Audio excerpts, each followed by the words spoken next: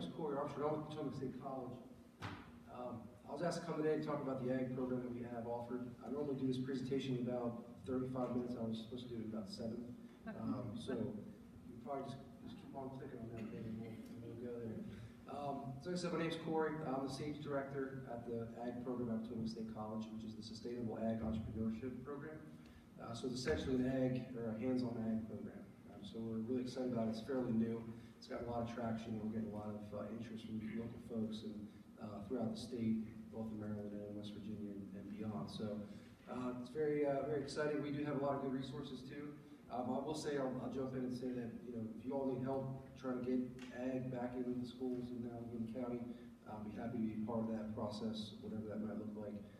My family, I'm married into a big farming family in Allegheny County, and raising our kids here, so we'd be happy to do that. So I'll tell you a little bit about the program. We'll kind of fly through here, and feel free to jump in if anyone has any questions or comments at any time. So we have 800 acres with 3 different farms. So I don't know, I'm assuming when I do these presentations, some folks are from different parts of the neck of the woods here, but you're all familiar with Potomac State College in this area. So we have 3 farms now. We have the Campus Farm, and we have the Malone Farm, which I guess most folks know as the Tubby Evans Farm. So the combined is 800 acres, so we have a lot of good resources to do our ag programs. So basically we're teaching all the things that you might see in an ag program: science, technology, and engineering. Of course, the business component too. So we have numerous livestock operations or enterprises, crops, greenhouses, high tunnels, all traditional things that you might see. But we also focus a lot on the specialty crops too, so niche products. The ag landscape is changing. You may have seen some reflection of that in interest over time. Folks are focusing on different things. Markets downstate or in urban areas, they're demanding different things. We are considered local, so we can produce a lot of different things and satisfy, upwards of 40% of the country just where we are right now. So I know the farmers markets and areas aren't necessarily super strong in this county, but as a grower, producer, we have the opportunity to sell to other places. So there is a lot of opportunity for ag, and hopefully I'll reflect some of that in this presentation. Okay, so a couple quick stats. So basically, production, processing, distribution is, those are all the parts of ag, and folks doing agriculture can be involved in a lot of different things, not just the actual growing of a product. So that extends far and wide. 1/5 of all jobs in the U.S. are related or connected in some way to agriculture. Makes sense, right? We all got to eat, so it's all connected. This is off the USDA site. Like I mentioned, that this is a couple years old now. 22 million folks in the country are working in an ag-related field, with only 16% of it actually producing product. So you don't have to just go through an ag program and know how to grow corn or cattle or anything else. There's a lot of other things that you can do. Education, policy, there's all kinds of stuff. But I'm going to kind of skim the surface here. So of course Maryland has a very strong ag presence too, throughout the state, where we have over 22,000 jobs in those ag-related fields, and also it's a $2.2 billion business. So we're no stranger to ag throughout the state. We'll kind of fly through these. These are just pictures of the farms. That's the upper farm, different parts of it. We'll go into the Malone Farm here. So if you're familiar, we have some really good resources. That's Brookdale Farms to the right, just to give you a reference point in Fort Ashby there. This is Durban Farm right across the road from the Brookdale Farms. So that's part of that. These are our programs. So we have 8 programs within the ag program. 8 of them, I should say 7 of them are a 2-year program. So in most cases, all right, that's better. All right, so,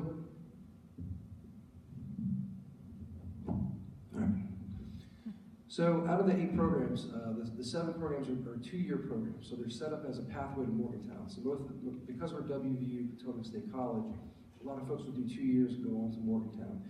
With the exception of SAGE. SAGE is a 4-year program where you can actually get your bachelor's degree in Kaiser at the Potomac State campus, which a lot of students don't want to go on to Morgantown or elsewhere, so it works out really well for them. But it is unique to us. It's a really cool program, and we'll kind of skim through here, so go ahead. All right, so we're teaching everything about how to run a business, whether it's a farm enterprise or a full-blown business, whether you're a grower or a producer, or just involved in ag in general. So, and we're trying to meet the market demand. Like I said, the market is not just some of the conventional things. We're branching out. Ag is changing statewide, throughout the country too. All right, so we like to say that we build entrepreneurs, we build growers, producers, and whether it's full-time or part-time, we're trying to get those students prepared for their careers in the workforce. Whether it's education, food, or farm advocates, we have some students that go on to farm credit. A lot of people just want their workforce. They want to hire people that understand ag. They don't just need someone that can produce an actual product. They want folks that can understand how ag works. So, of course, we teach business planning, branding, all the necessary stuff that you learn in business. Our students are actually going to the farmers markets. They're interacting with people. They're selling product. They're very much involved in the whole process. Value added, turning products into a perishable product and something that can last long term, that you can sell all year round, 365, all across the world. We have a lot of folks that are doing that just in value added products. So whether it's lavender or applesauce or anything else, the sky's the limit in some respect. Agritourism is a big deal, so if you can't bring your product to folks, you can have them come to you, right? So your farm becomes a destination, whether it's a bed and breakfast on the farm, or a corn maze. We're all familiar with that sort of idea in this area. This is what our winters look like, so we have to be creative, right? We have a limited time to sell product, so we have to do the best that we can. So we'll move through here. We have plant science, horticulture. We teach production systems. This is a commercial enterprise, and none of this is hobby gardening. We're trying to get folks prepared to actually sell product as a career. That's a typical day in the garden center, the high tunnels. We have a forestry program as well to supplement the ag and the equine. Animal science, of course, has always been a strong program for us. With beef cattle, of course, we had dairy cows forever. So students are doing vaccinations, they're giving animal shots, whether it's goats, hogs, beef cattle. They're getting a really well-rounded experience. So students normally say, every cadet always asks that everyone knows how to operate a tractor or a piece of machinery, although a few of them do, but these are some that actually do pretty well on the farms. So everything's hands-on. We do everything we do on the farm. Equine program is also a fairly strong program that we have. We have really nice facilities all around. That's our sugar shack. We just converted. I can talk to you about that a whole hour someday. We just converted a bunch of staff into sugar yesterday. So it's kind of our newest enterprise we're really excited about. It's one of our students actually from Cumberland, Kyle Cessna. He's there getting interviewed by the Department of Ag about his participation and some of our students involved. So that's not bourbon, that's syrup on the right-hand side. So we're really proud to sort of celebrate that. We have students that are building things in our shop classes. Students made all these hinges. They're fabricating things in classes. They're making all these goat kidding jugs that save us about $6,000, we estimated, with just student labor and their ideas. So we're doing all traditional crops too. So we're doing fruits, vegetables, flowers, annuals. We're growing mushrooms, which are really cool. We learned how to do that too. Sunflowers, mums, and students are doing arrangements. We're literally selling out at the farmers markets. Our staff and faculty is buying all our stuff from us. We go to the different farms. WVU has 5 different farms, and we're one day at the fruit research tree facility picking apples. Next thing you know, we're pressing apples and making apple cider.